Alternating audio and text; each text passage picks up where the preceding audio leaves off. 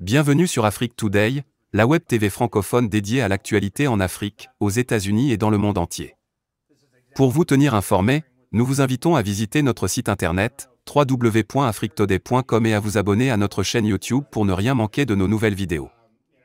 Récemment, une controverse a éclaté aux États-Unis suite à l'interdiction des cours de niveau Advanced Placement, AP, en histoire américaine décrétée par le gouverneur républicain de Floride Ron DeSantis. Cette décision a été critiquée par le gouverneur démocrate de l'Illinois, J.B. Pritzker, qui a déclaré qu'aucun gouverneur ne devrait avoir le pouvoir de dicter la version des faits historiques. Cette interdiction soulève des questions importantes sur le rôle de l'éducation et les limites du pouvoir politique. Au cœur de la controverse se trouve le cours d'histoire américaine de niveau AP qui couvre des sujets sensibles tels que l'esclavage, le racisme et le colonialisme.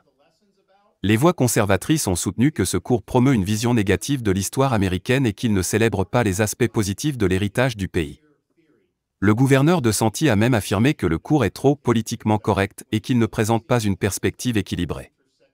Cependant, de nombreux éducateurs et chercheurs ont critiqué cette interdiction, soulignant qu'elle porte atteinte à la liberté académique et au principe d'enquête objective. Le cours d'histoire américaine de niveau AP est un programme rigoureux et exigeant qui enseigne des compétences de pensée critique, d'analyse et d'interprétation.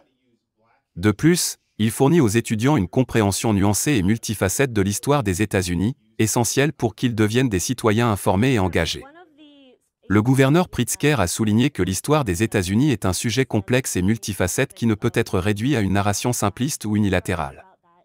Il a également souligné qu'il incombe aux éducateurs de présenter aux étudiants une large gamme de perspectives et d'interprétations, afin qu'ils puissent développer leurs propres opinions informées sur le passé et le présent. En conclusion, la controverse autour de l'interdiction du cours d'histoire américaine AP met en évidence l'importance de la liberté académique et de la nécessité pour les éducateurs d'avoir la liberté d'enseigner sans ingérence politique.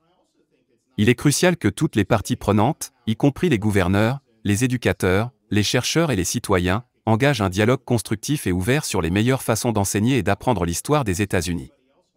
En fin de compte, l'objectif devrait être de fournir aux étudiants une compréhension riche, nuancée et équilibrée du passé, afin qu'ils puissent devenir des citoyens informés et engagés de l'avenir. Je suis Philippe Gangan pour Afrique Today Web TV.